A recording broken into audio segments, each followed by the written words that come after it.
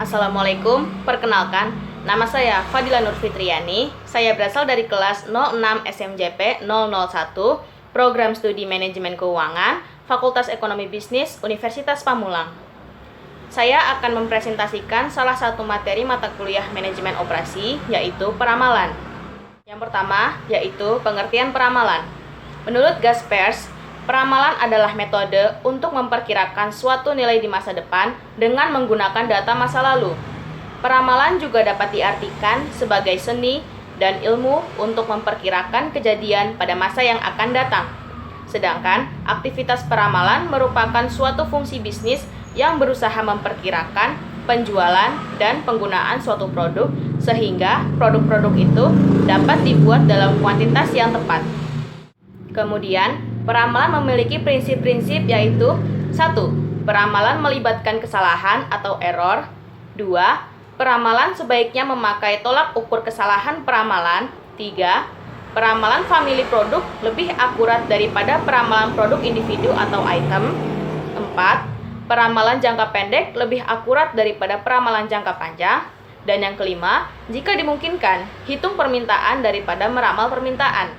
Menurut Heiser dan Render, peramalan atau forecasting mempunyai tujuan antara lain, yang pertama, sebagai pengkaji kebijakan perusahaan yang berlaku saat ini dan di masa lalu, juga melihat sejauh mana pengaruh di masa depan. Yang kedua, peramalan dibutuhkan karena terdapat time lag atau delay antara suatu kebijakan perusahaan ditetapkan dengan pengimplementasian kebijakannya. Lalu yang terakhir, peramalan adalah dasar penyusutan bisnis di suatu perusahaan sehingga bisa meningkatkan efektivitas sebuah rencana bisnis.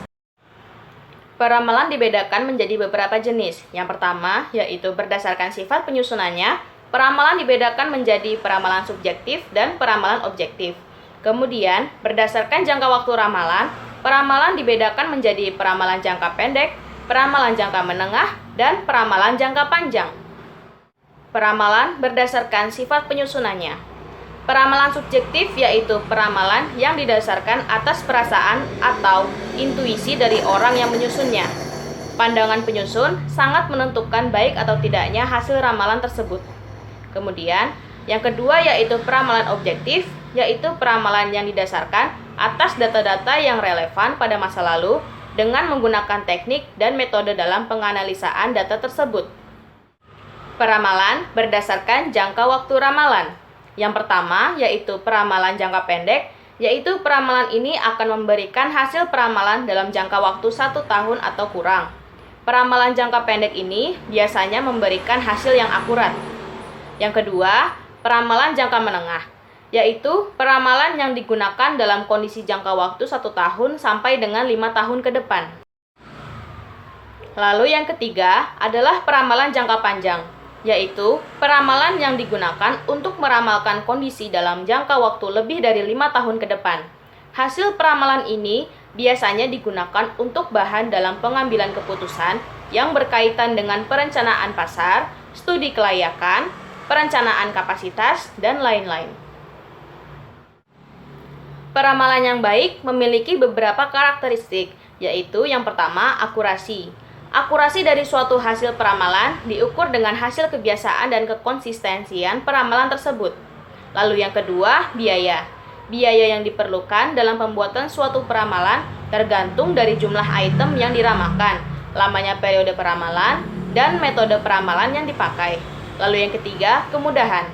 Penggunaan metode peramalan yang sederhana, mudah dibuat, dan mudah diaplikasikan akan memberikan keuntungan bagi perusahaan.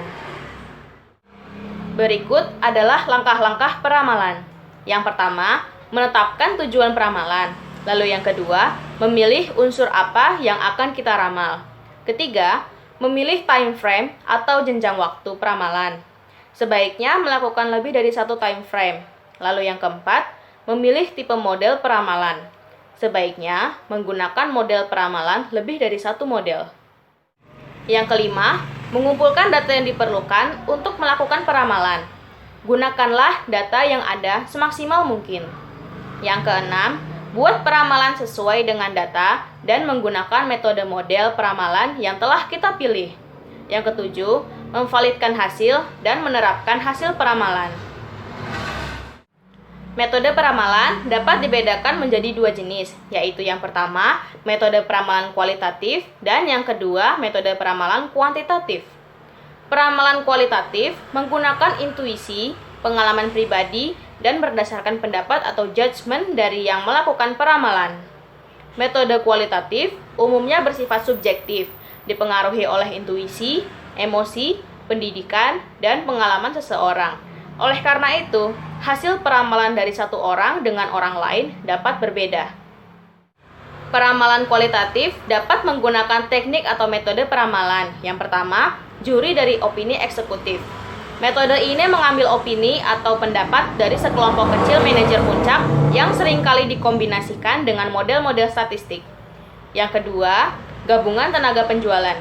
Setiap tenaga penjual meramalkan tingkat penjualan di daerahnya, kemudian digabung pada tingkat provinsi dan nasional untuk mencapai ramalan secara menyeluruh. Yang ketiga, yaitu metode Delphi. Dalam metode ini, serangkaian kuesioner disebarkan kepada responden. Jawabannya kemudian diringkas dan diberikan kepada para ahli untuk dibuat peramalannya. Lalu yang keempat, survei pasar atau market survey. Masukan diperoleh dari konsumen atau konsumen potensial terhadap rencana pembelian pada periode yang diamati. Survei dapat dilakukan dengan kuesioner, telepon, atau wawancara secara langsung. Metode peramalan yang kedua yaitu metode peramalan kuantitatif. Peramalan kuantitatif menggunakan berbagai model matematis atau metode statistik dan data historis dan atau variabel-variabel kausal untuk meramalkan permintaan. Metode peramalan kuantitatif dapat dikelompokkan menjadi dua jenis, yaitu yang pertama, model seri waktu atau metode deret berkala atau yang bisa disebut sebagai time series, dan yang kedua yaitu model atau metode kausal atau causal explanatory model. Model seri waktu atau time series dibagi menjadi yang pertama, rata-rata bergerak atau moving averages, yang dibagi menjadi rata-rata bergerak sederhana dan rata-rata bergerak tertimbang. Lalu yang kedua, penghalusan eksponensial atau exponential smoothing.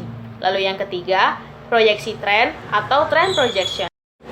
Kemudian, model kausal dibagi menjadi 1. Metode regresi dan korelasi. Didasarkan kepada persamaan dengan teknik least squares yang dianalisis secara statis. Lalu yang kedua, model input-output. Digunakan untuk peramalan jangka panjang yang biasa digunakan untuk menyusun tren ekonomi jangka panjang. Lalu yang ketiga, metode ekonometri. Merupakan peramalan yang digunakan untuk jangka panjang dan jangka pendek. Sekian presentasi yang dapat saya sampaikan. Kurang lebihnya mohon maaf. Wassalamualaikum warahmatullahi wabarakatuh.